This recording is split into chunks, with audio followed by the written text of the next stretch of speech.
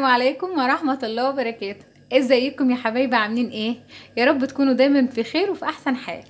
النهارده فيديو جديد ووصفة سهلة وبسيطة ولذيذة جدا جدا. النهارده هنعمل مع بعض الكنافة بالمانجا.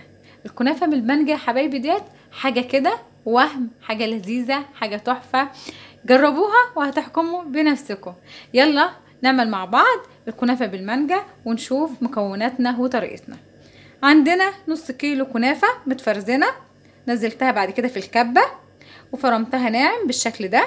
عندي كوباية سمنة، عندنا الفاكهة مانجا، وعندنا موز، وعندنا كريز، عندنا كوباية عسل ابيض او شربات، وعندنا كوباية ونص كريم شانتيه خام، وعليهم كوباية ونص مية ساقعة او لبن المتوفر عندك. يلا نبدأ بطريقتنا ونقول بسم الله الرحمن الرحيم. هنقول بسم الله الرحمن الرحيم. اول حاجة هنبدأ بيها يا حبايبي، انا عندي صينية بالشكل ده، هنزل بالكنافة بتاعتنا. بسم الله الرحمن الرحيم. نزل الكنافة في الصينية بالشكل ده كده، وبعد كده هنزل بكوباية السمنة عليها كده. بسم الله، واقلبهم مع بعض كويس. وبعد كده بقى هحمر الكنافة بتاعتنا على النار واحدة واحدة لحد ما تصفر. هقلبهم مع بعض كويس وارفعهم على النار وافضل اقلب فيهم لحد ما يبقى لونها صفري وصفرة كده وجميلة. وبعد ما الكنافة بتاعتنا اتحمرت بالشكل ده يا حبايبي، شايفين بسم الله ما شاء الله ريحتها تجنن ولا اللون تحفة جدا. ما تحمرهاش اكتر من كده، كده لونها يجنن وريحتها بجد يعني تحفة جدا كده، حلوة. سيبها بقى تبرد شوية وبعد كده ننزل عليها بالشربات. وبعد ما بردت كده يا حبايبي شوية هننزل بقى بالشربات. بسم الله الرحمن الرحيم. ننزل عليها بكوباية الشربات واقلب كده عشان تشرب الشربات وتبقى مسكرة كده. اللهم صل وزد وبارك، اللهم صل وزد وبارك كده يا حبايبي. وبكده يا حبايبي الكنافه بتاعتنا كده اهي خلصت. نسيبها بقى على جنب عشان نعمل الكريمه ونقطع الفواكه بتاعتنا. تاني خطوه عندنا يا حبايبي، انا عندي طبق فاضي او بوله فاضيه، هنزل بالكريم شانتيه بتاعنا بالشكل ده كده، وهنزل بكوبايه ونص ميه ساقعه. ميه ساقعه يا حبايبي، لو عايزه تبدليها بلبن براحتك، بس انا بحبها بالميه، بتبقى حلوه جدا. انا جربتها باللبن وبالميه، بصراحه بالميه احلى، عامله زي كريمه المحلات بالظبط. وابدا بقى افضل اخفق فيهم لحد ما يتضاعف حجمه ويبقى قوامه مناسب. ونسيت اقول لكم يا حبايبي ان انا هحط كمان نص كوبايه سكر على الكريمه بتاعتنا، لان الكريمه بتاعتنا كريمه خام مش مسكره. فنزلت كمان بنص كوبايه سكر، وهفضل اضرب جامد بالمضرب لحد ما يبقى كريمي وناعم جدا وقوامه مناسب. بسم الله الرحمن الرحيم. وبكده يا حبايبي الكريم شانتيه بتاعنا بقى جاهز. شايفين بسم الله ما شاء الله القوام. انا عايزاه الكريم شانتيه بتاعنا بالشكل ده، بسم الله ما شاء الله ناعم جدا وقوامه تقيل وحلو. هحطه بقى في الفريزر لحد ما نقطع الفاكهه مع بعض. نجيب الموز يا حبايبي بالشكل ده نقشره عشان نقطعه. بسم الله الرحمن الرحيم.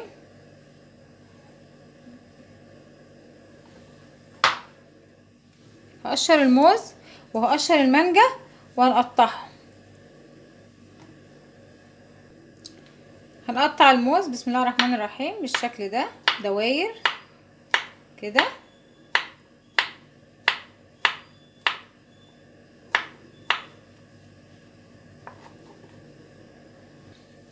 بعد ما خلصنا الموز هنقشر بقى المانجا بالشكل ده ونقطعها واحده واحده. هنقطع المانجا بسم الله الرحمن الرحيم كده، بعد كده نقطعها مربعات.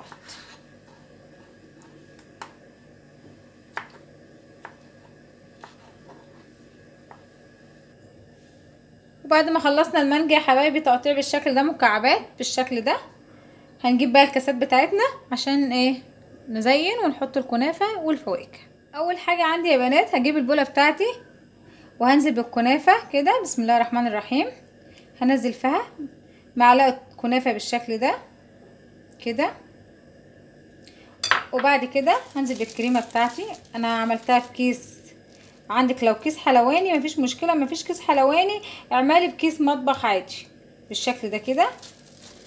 بعد كده يا حبايبي بالفواكه بتاعتنا نحط المانجا، اللهم صل وزد وبارك، يعني حاجه بسم الله ما شاء الله، يعني حاجه تفتح النفس وحلوه قوي في الصيف.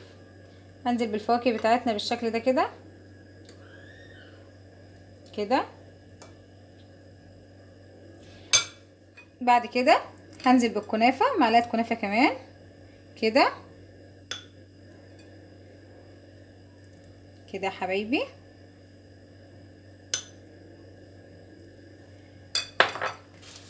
هننزل بالكريم شانتيه. بسم الله الرحمن الرحيم.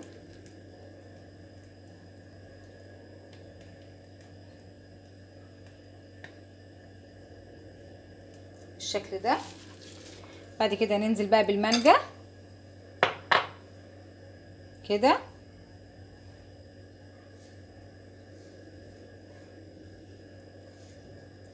الموز،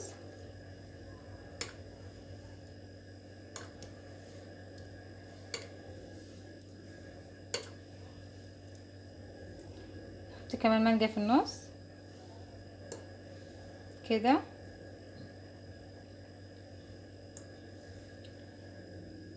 بعد كده ناخد واحدة كريز نحطها في النص بالشكل ده. بقت عندنا بولة كنافة بالمانجا والايس كريم والكريم شانتيه والكريم شانتيه جاهز. شايفين؟ بسم الله ما شاء الله.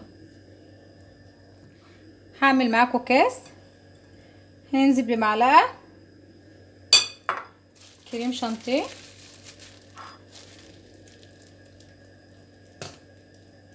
كده،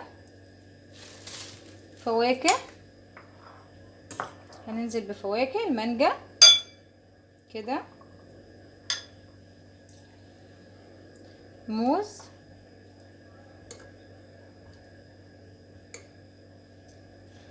بعد كده ننزل بالكنافة، معلقة كنافة،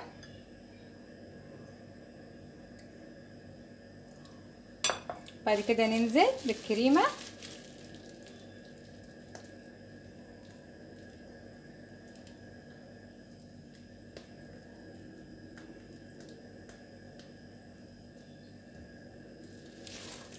كده كده. بقى ننزل بالمانجا كده كده،